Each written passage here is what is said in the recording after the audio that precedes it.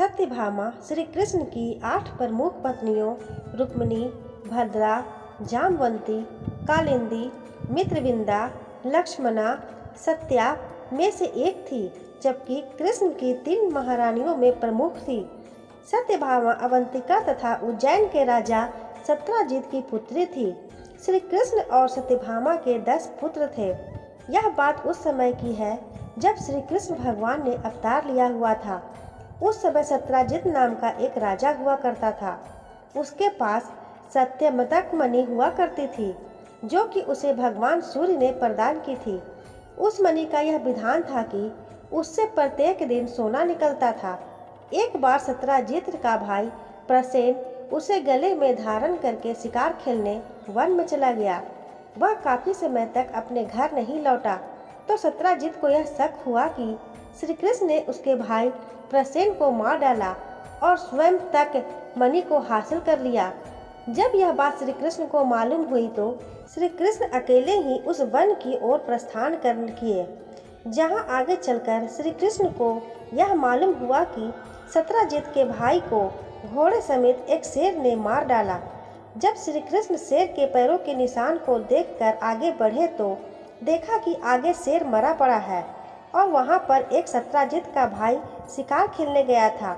आगे चलकर श्री कृष्ण को यह मालूम हुआ कि सत्राजित के भाई को घोड़े समेत एक शेर ने मार डाला। जब श्री कृष्ण शेर के पैरों को निशान को देखकर आगे बढ़े तो देखा कि आगे शेर मरा पड़ा है और वहां पर एक रीछ के पैरों के निशान हैं। श्री कृष्ण जब उसके पैर के निशान को देखकर आगे बढ़े तो वहां पर उन्होंने एक गुफा देखी। उस गुफा में श्री राम अवतार के समय के जामवंत जी रहते थे। श्री कृष्ण ने उनके पास जाकर स्वयं तक मणि मांगी और अपना भेद उनको नहीं दिया, तो जामवंत जी श्री कृष्ण से युद्ध करने लगे।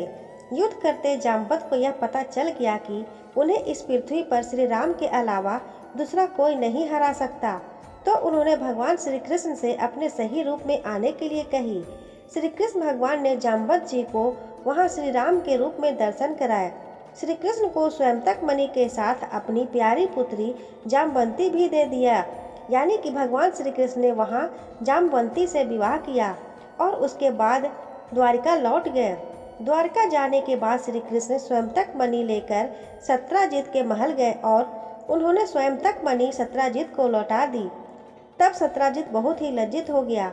उसने वह मणि श्री कृष्ण को उपहार स्वरूप देना चाहा, परंतु श्री कृष्ण ने उसे यह कहकर मना कर दिया कि आप सूर्य भगवान के सेवक हैं, उन्होंने आपको यह स्वयं तक मणि दी है, अब आपसे मैं यह मणि नहीं ले सकता। तब सत्राजित और भी लज्जित हो गया, तो उसने ज्यादा कुछ नहीं सोचकर अपनी पुत्री सत्यभामा का विवाह भी श्री कृष्ण से कर दिया। सत्यभामा बहुत ही सुंदर कन्या थी और सत्यभामा में सारे सद्गुण विद्वान थे। एक बार सत्यभामा को घमंड हो गया था कि श्री कृष्ण को उनसे अलावा और कोई अधिक प्रेम नहीं करता। जब यह बात श्री कृष्ण को पता चली तो उन्होंने उनका घमंड दूर करने के लिए एक लीला रचाई। उस समय नरकासुर का स्वर्ग लोक पर बहुत ही आतंक था। जब इंद्र भी उनसे पराजित होकर ब्रह्मा जी के पास गए तो ब्रह्मा जी ने इंद्र को कहा, पृथ्वी लोक पर भगवान श्री कृष्ण आपके दुखों को दूर करेंगे। तो इंद्रदेव श्री कृष्ण के पास आकर अपनी विनती किए, तो भगवान श्री कृष्ण ने उन्हें निश्चिंत होने का कहा और स्वयं नरकासुर से युद्ध करने के लिए चलने लगे। तब सत्यभामा साथ चलने की जिद करने लगी, तो श्री कृष्ण ने भी साथ चलने को कहा। श्री कृष्ण और सत्यभामा दोनों ही युद्ध के लिए गए। सत्यभामा ने श्री कृष्ण की युद्ध में सहायता भी की और श्री कृष्ण भगवान ने नरकासुर का वध कर दिया। उसके बाद श्री कृष्ण और सत्यभामा स्वर्ग को चले गए, क्योंकि नरकासुर ने इंद्र की माता अदिति के कुंडल चुरा लिए थे। जब श्री कृष्ण माता अदिति को कुंडल देने पहुँचे तो माता अदिति ने खुश होकर सत्यभामा को यह आशीर्वाद दिया कि तुम जब तक धरती पर रहोगी तब तक अपनी जवानी को प्राप्त रहोगी, यानी कि तुम कभी भी वृद्धावस्था को प्राप्त नहीं होगी। स्वर्ग से आते समय श्री कृष्ण भगवान ने पारिजात पेड़ का एक पुष्प ले आए थे, जो कि उन्होंने आकर रुक्मिणी जी को दे दिया। इस बात का सत्यभामा को पता चला तो वह बहुत ही दुखी हुई और सत्यभामा ने श्री कृष्ण को यह कहा कि वह उसे स्वर्ग से पारिजात का पेड़ ही ला कर दे। सत्यभामा जिद करने लगी तो श्री कृष्ण ने इंद्र से युद्ध कर पारिजात का पेड़ सत्यभामा को लाकर दे दिया। यह युद्ध इंद्र को भी सबक सिखाने के लिए किया, क्योंकि उन्होंने एक समय भगवान महादेव को भी पारिजात का फूल देने से मना कर दिया था। इसलिए भगवान श्री कृष्ण ने इंद्र का भी घमंड तोड़ने के लिए यह युद्ध किया। पारिजात के पेड़ को देखकर सत्यभामा बहुत ही खुश हो गई और इस खुशी में सत्यभामा ने पुनीक वध करने का आह्वान किया और उसके पुरोहित नारद जी बने। नारद जी ने सत्यभामा को यह कहा कि यह व्रत तभी फलित होगा जब आप अपने मन की सबसे बड़ी और प्यारी चीज दान में दे दो। तो सत्यभामा ने श्री कृष्ण के अलावा सबसे ज्यादा ना चाहने पर उन्होंने श्री कृष्ण के बारे में ही कहा कि सबसे प्यारी यही वस्तु है। तो नारद के बहकावे में आकर उन्होंने श्री कृष्ण भगवान को ही दान कर दिया और नारद भगवान ने कहा कि अगर कृष्ण के बदले कोई और दान दे दे तो आप श्री कृष्ण को वापस ले सकती हैं।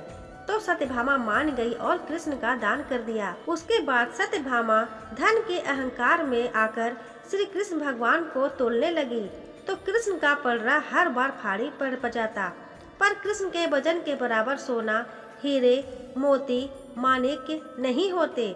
जितने पलड़े पर रखो उतने ही कम पड़ते। ऐसा करते करते सत्यभामा हार गई। घमंड टूट गया सत्यभामा का और वो कृष्ण को वापस नहीं पा सकने पर दुखी हो गई। तब रुक्मिणी सत्यभामा से कहने लगी कि आप तुलसी का पत्ता और आपके हाथ में जो अंगूठी है उसके साथ अपनी आत्मा श्री कृष्ण को तुला में चढ़ा दो तो श्री कृष्ण भगवान तुम्हारे हो जाएंगे और तुला में वजन बराबर हो जाएगा। सत्यभामा ने वैसा ही किया और कृष्ण भगवान को तुला में तुल गए। इस तरह से कृष्ण ने सत्यभामा का घमंड को तोड़ दिया। सत्यभामा ने एक दिन श्री कृष्ण से पूछ लिया कि मैंने कौन से ऐसे कार्य किए हैं जिसकी वजह से मुझे आपकी पत्नी बनने का अवसर मिला है। मेरे आंगन में कल्प वृक्ष है जिसके बारे में संसारी लोग जानते भी नहीं। इस पर श्री कृष्ण ने सत्यभामा को कल्प वृक्ष के नीचे आकर उनके पूर्व जन्म की कथा सुनाई। सत्यभामा पहले जन्म में सुधर्मा नाम के ब्राह्मण की कन्या गुणवती थी, जिनका विवाह सुधर्मा के अन्य शिष्य चंद्र से कर दिया था। कालांतर में सुधर्मा अपने दामाद चंद्र के साथ जंगल में गए हुए थे। वहां किसी राक्षस ने दोनों को मार दिया। सूचना मिलने पर गुणवती ने बहुत शोक किया। दरिद्रता के कारण घर का सामान बेचकर पिता पति का अंतिम संस्कार करना पड़ा। उसके बाद जीवन निर्वाह का साधन मिलने पर गुणवती ने स्वयं को भगवान विष्णु के चरणों में समर्पित कर दिया। कार्तिक मास आने पर गुणवती ने नियम पूर्वक व्रत पूजन आरंभ किया। इस बीच गुणवती को कठिन ज्वर हो गया। स्वास्थ्य ठीक न होने के बावजूद भी गुणवती ने पूजन अर्चन नहीं छोड़ा और गंगा में स्नान करते समय प्राण पखेरु उड़ गए। श्री कृष्ण ने बताया कि इसी पुण्य के फल से सत्यभामा को पटरानी बनने का सौभाग्य मिला। एक बार की बात है, श्री कृष्ण द्वारिका नगरी में अपनी पत्नी सत्यभामा के साथ सिंहासन पर विराजमान थे। दोनों के निकट ही गरुड़ और सुदर्शन चक्र भी मौजूद थे, जिनमें अत्यधिक तेज दिखाई पड़ रहा था। पास में बैठी सत्यभामा ने श्री कृष्ण से बातों बातों में सवाल किया कि हे प्रभु, जब आपने त्रेता युग में राम अवतार लिया था तब आपकी पत्नी सीता थी, क्या वह मुझसे भी अधिक सुंदर थी? श्री कृष्ण सत्यभामा की बातों से तुरंत यह समझ चुके थे कि उन्हें अपनी सुंदरता का अहंकार हो चला है। फिर पास में बैठे गरुड़ बोले, हे प्रभु, क्या कोई मुझसे भी अधिक तीव्र उड़ सकता है? इस पर सुदर्शन चक्र कैसे चुप रहता? वह भी बोला कि प्रभु, मैंने तो आपको कितने ही युद्धों में विजय प्राप्त करवाई है, क्या भला कोई इस संसार में मुझसे भी अधिक शक्तिशाली है? श्री कृष्ण तो स्वयं ही ईश्वर थे। उन्हें यह भाव पाने में तनिक भी देर न लगी कि इन तीनों को खुद पर अहंकार हो गया है। अतः अब श्री कृष्ण को तीनों का अहंकार तोड़ना था। श्री कृष्ण भगवान ने गरुड़ से कहा कि तुम हनुमान के पास जाओ और उनसे कहना कि उनके प्रभु श्री राम और माता सीता तुम्हारी प्रतीक्षा कर रहे हैं। इसके बाद श्री कृष्ण ने सत्यभामा को माता सीता के रूप में तैयार रहने को कहा और स्वयं उन्होंने राम का अवतार ले लिया। श्री कृष्ण ने सुदर्शन चक्र के मुख्य द्वार पर पहरा देने को कहा कि मेरी आज्ञा के बिना कोई महल में प्रवेश न कर पाए। गरुड़ ने जाकर हनुमान जी को संदेशा पहुंचाया और उसने अपने साथ चलने को कहा, पर हनुमान जी ने कहा कि तुम आगे चलो, मैं वहाँ पहुँचता हूँ। गरुड़ उस समय सोच रहा था कि ये वृद्ध बानर न जाने कब तक वहाँ पहुँचेगा, पर जब गरुड़ द्वारिका पे पहुँचा तो वह देखता ही है कि हनुमान जी तो पहले ही द्वारका पहुंचकर वहां प्रभु श्री राम के चरणों में बैठे हैं। इस पर गरुड़ को बहुत लज्जा महसूस हुई। भगवान हनुमान जी से श्री राम ने पूछा कि तुम महल में प्रवेश कैसे कर आए? क्या मुख्य द्वार पर तुम्हें किसी ने अंदर आने से रोका नहीं?